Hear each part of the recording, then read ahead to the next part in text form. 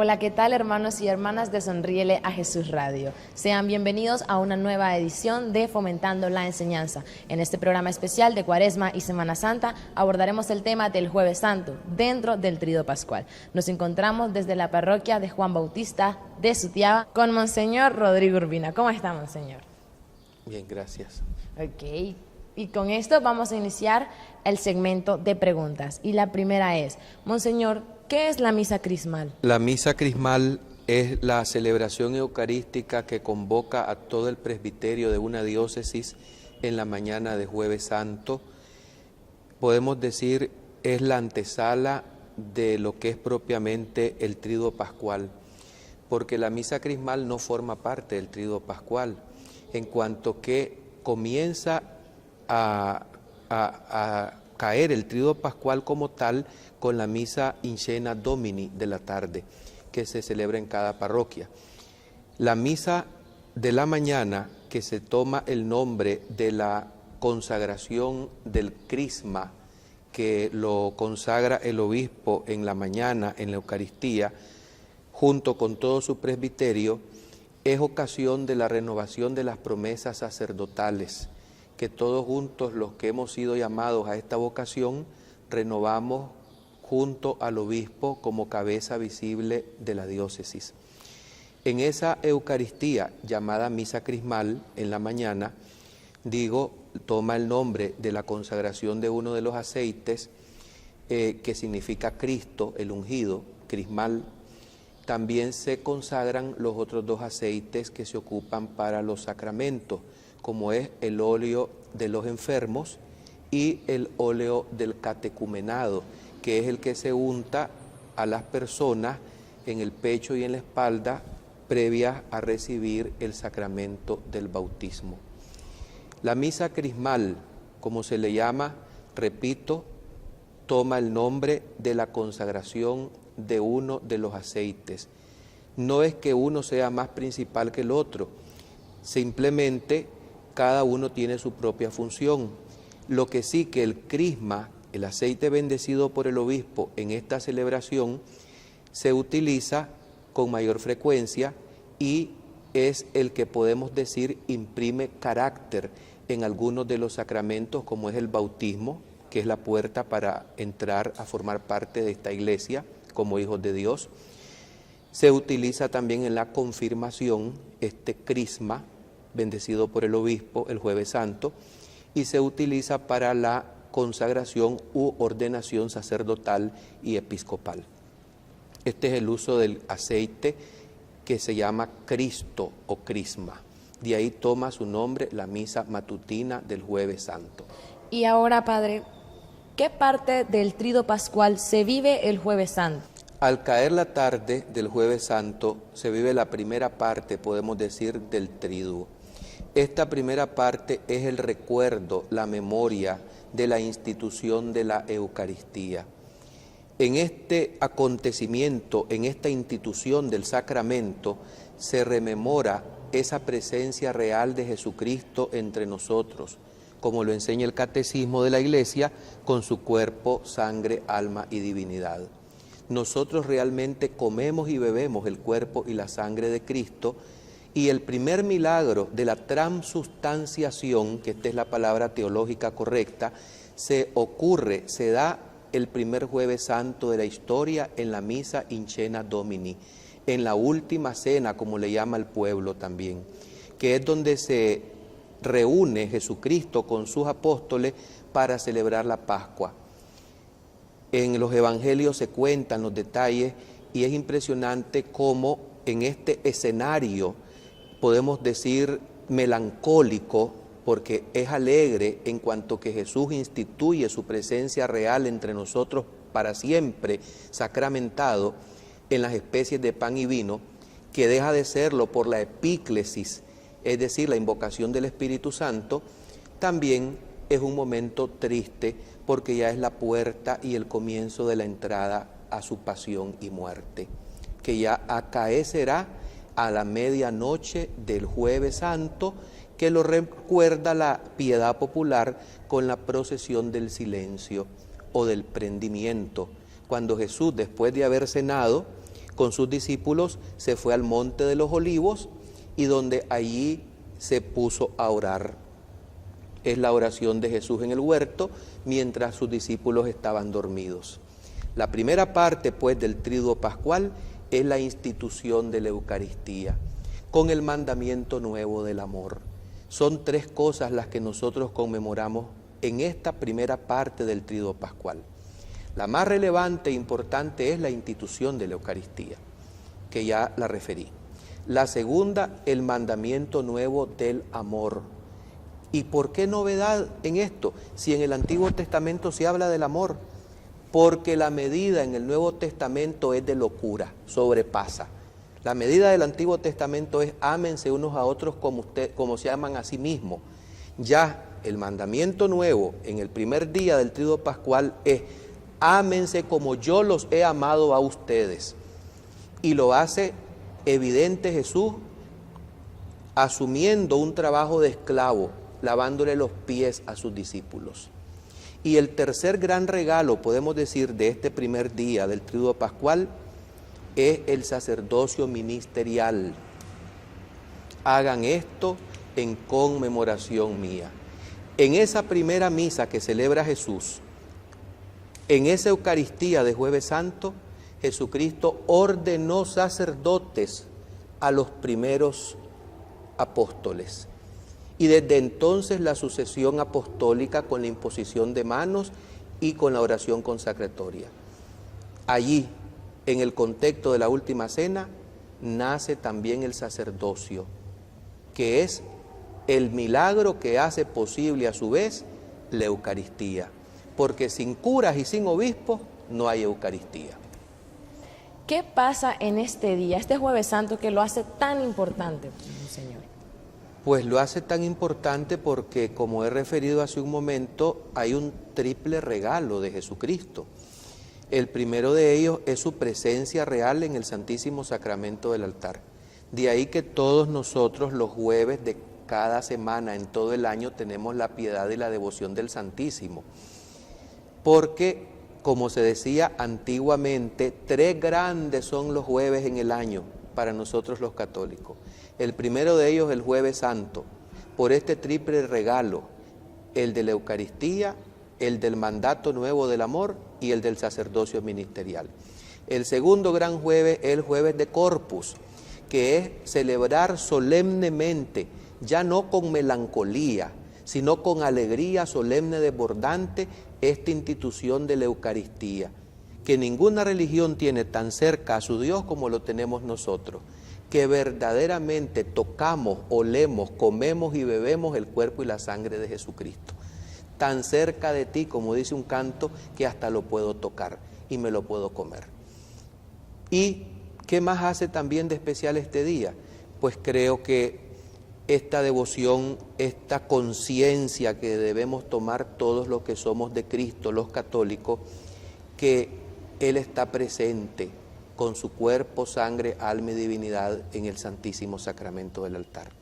Y el tercer gran jueves, que decía la gente de antes, es el jueves de la Ascensión, que se celebra también el misterio en que una vez completado toda la misión que el Padre le ha encomendado a su Hijo Jesucristo, después de haber padecido, muerto y resucitado, asciende glorioso entre aclamaciones. Y lo que asciende y sube es tu naturaleza y la mía, que la asumió y nunca más la dejó, porque como dice Santo Tomás en la Suma Teológica, los dones de Dios son sin arrepentimiento. ¿Por qué es hasta este día que se canta el Gloria, Monseñor? Yo creo que por dos razones. La primera, porque entramos ya a la parte solemne, fuerte de lo que es el misterio de la pasión, muerte y resurrección de Jesucristo.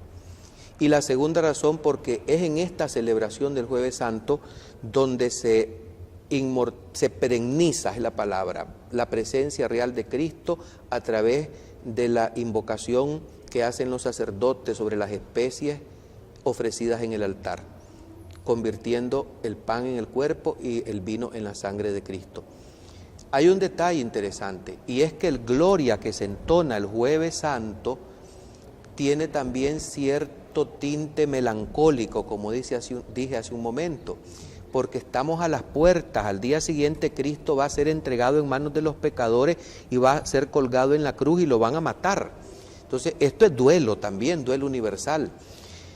Hay una iconografía impresionante donde los ángeles salen horrorizados, tapándose con las alas los ojos cuando ven a Cristo colgado en la cruz. Y es que el misterio del Jueves Santo es adelantar el misterio cruento del Viernes Santo. La Eucaristía no es una fiesta. Hay quienes dicen, vamos a una fiesta con Jesús. Es un sacrificio. Es adelantar el sacrificio ofrecido en el altar de la cruz por el mismo Cristo. Incruento el Jueves Santo, porque no hay derramamiento de sangre, pero cruento el Viernes Santo, cuando Cristo es lacerado y degollado, como lo dice el Apocalipsis, llamándole cordero degollado, cordero muerto, cordero inocente. ¿Por qué se suenan las campanas? Porque hay en el Gloria un sentimiento de mezcla, de alegría y de tristeza. El Gloria es canto de gozo, la campana lo opaca un poco. De esta manera se dice, es un gozo revuelto, mezclado con sentimientos, como cuando te sentís que se te cierra la garganta y te dan ganas de llorar, porque sabes que esto es la locura del amor de Dios, que se adelanta mistéricamente, sacramentalmente el Jueves Santo y que se completa, podemos decir, se realiza cruentamente con derramamiento de sangre cuando Jesús está colgado en la cruz. ¿Por qué este día, Monseñor, no se imparte la bendición? Se cierra la celebración del Jueves Santo con la previa consagración del copón. Copón es el lugar donde, o reservorio donde se guardan las hostias consagradas, para que éstas sean utilizadas al día siguiente en la adoración de la cruz, donde no hay misa. El Viernes Santo es el único día de todo el año que no hay misa. ¿Por qué podemos decir se despide al pueblo sin la bendición? Porque se da la solemne traslación. ¿Qué es esto? Una vez que termina la oración final poscomunión, podemos decir, el sacerdote solemnemente toma el copón donde están las formas consagradas con el cuerpo de Jesucristo. No es con custodia solemne como se hace el jueves de Corpus. Esto es muy importante porque algunos curas incurren en ese error. Hay que recordar que en esta ocasión de Jueves Santo es el copón sellado junto con lo que son los lienzos que le pueden poner, que se prefiere que sean de lino blanco, para hacer la traslación del altar donde se ha consagrado, donde se ha celebrado la Eucaristía solemne, que nos ha recordado la institución de ese misterio, de ese sacramento. Va una procesión que traslada este sacramento al monumento, que es el lugar que se ha levantado y se ha preparado cariñosamente, donde el pueblo acompañará en oración ferviente, recordando a Jesús en el huerto, a Jesucristo que entra ya en la pasión y en la muerte para salvarnos a todos. Por eso podemos decir, no se cierra con la bendición, sino que se completa con la traslación procesionalmente del altar donde se consagró al monumento, donde se reserva la Eucaristía y donde el pueblo piadosamente lo llega a acompañar, rememorando su oración en el huerto. Además, no se sella ni se despide, podemos decir, porque el Tríduo Pascual ha comenzado. Y se supone que ese Tríduo Pascual es participativo para todos nosotros los creyentes, que deberíamos de permanecer unidos y, por qué no, también físicamente la mayor parte del tiempo de estos días en nuestros templos, en nuestras iglesias. Monseñor, ¿qué son las visitas a los monumentos y por qué son 7? Es una costumbre piadosa que el pueblo de Dios ha realizado. Yo creo que la visita a los monumentos no es que la ha instituido un obispo o la ha inventado un cura. Yo creo que es una moción del Espíritu Santo al pueblo de Dios, que los mueve para ir de parroquia en parroquia donde se está levantado el monumento y reservado el Santísimo Sacramento para unirnos a Él en oración al Padre, que entrega ya a su único Hijo como Cordero inocente y sacrificio para salvarnos. Las cosas santas, las cosas piadosas, generalmente nacen sin decretos. No es que un obispo va a decretar, de ahora en adelante se va a hacer tal cosa, en esto no. Es el pueblo de Dios el que nos empuja a los curas. Y es lamentable cuando los curas no acompañamos a esto, porque el pueblo es el que nos motiva a ir de iglesia en iglesia a visitar los monumentos. No necesariamente son 7, pueden ser 4, pueden ser 5, pueden ser 2. Hay pueblos donde no hay más que uno solo porque solo hay una parroquia. Pero como es algo devocional, no es sacramental. Sí es el sacramento lo que está ahí, que es Jesucristo presente.